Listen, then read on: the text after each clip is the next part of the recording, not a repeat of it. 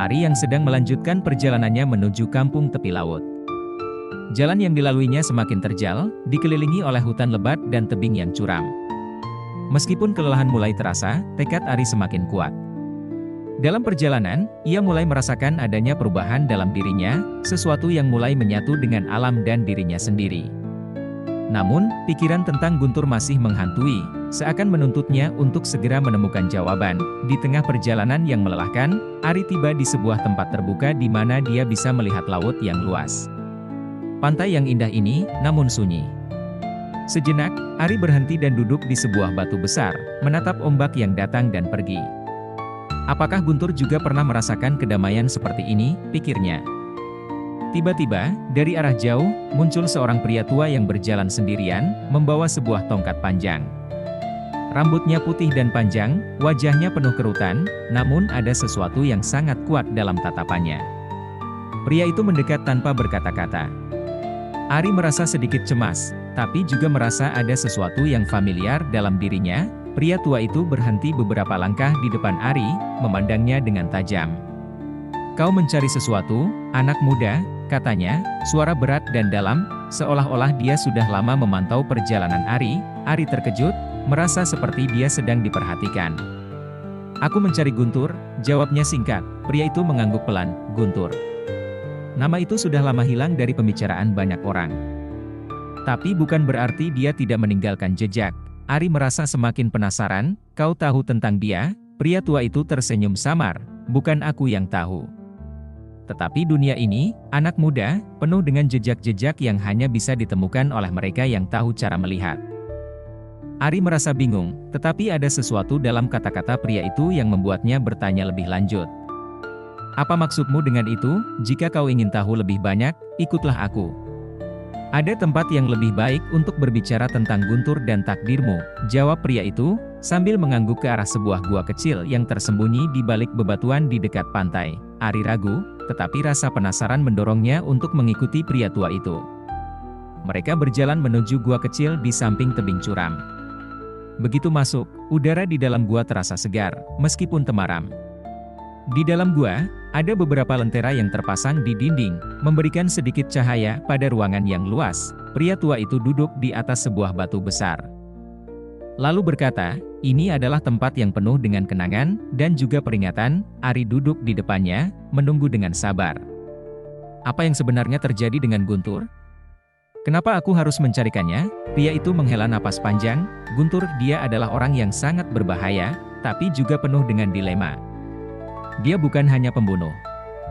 Dia adalah orang yang menghabiskan hidupnya mencari sesuatu yang tidak bisa dia temukan. Dan itu, anak muda, adalah kejatuhannya." Ari semakin penasaran, apa yang dia cari? Dan bagaimana aku terlibat? Pria itu memandang Ari dengan tatapan penuh arti.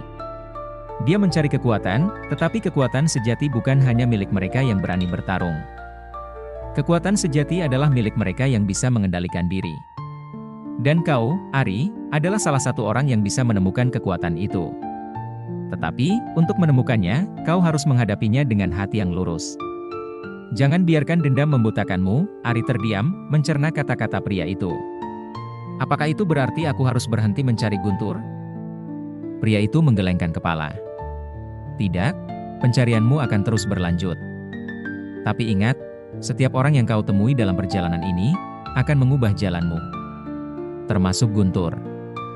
Jika kau bertemu dengannya, kau akan mengerti bahwa tak semua yang tampak jahat itu adalah musuh. Terkadang, musuh yang terbesar adalah diri kita sendiri." Tiba-tiba, di saat mereka berbicara, suara langkah kaki terdengar dari luar gua.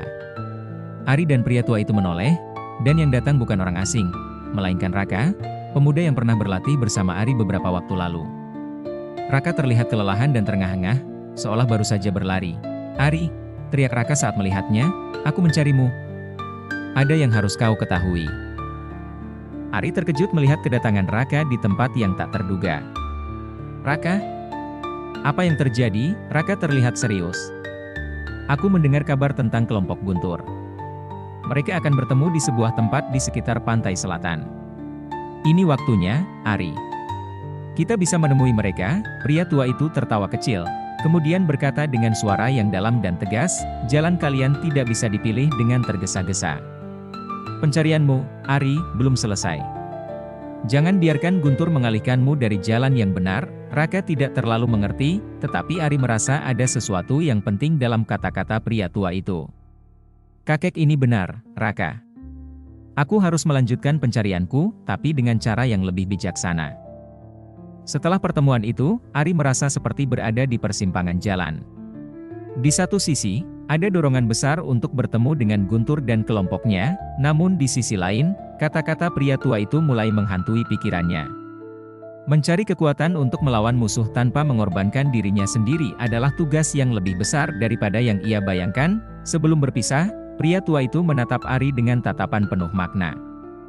Ingatlah, kekuatan sejati datang dari dalam. Jangan biarkan dunia luar membuatmu kehilangan dirimu sendiri. Ari mengangguk, merasa bahwa petualangannya ini lebih dari sekadar pencarian untuk membalas dendam. Ini adalah pencarian untuk menemukan siapa dirinya yang sebenarnya.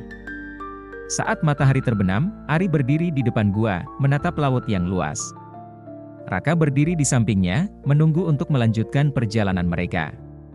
Namun, Ari tahu bahwa perjalanan ini bukan hanya tentang menemukan Guntur, tetapi juga tentang menemukan keseimbangan dalam dirinya sendiri. Pencarian bukan hanya soal menemukan musuh. Terkadang, yang kita cari adalah diri kita sendiri.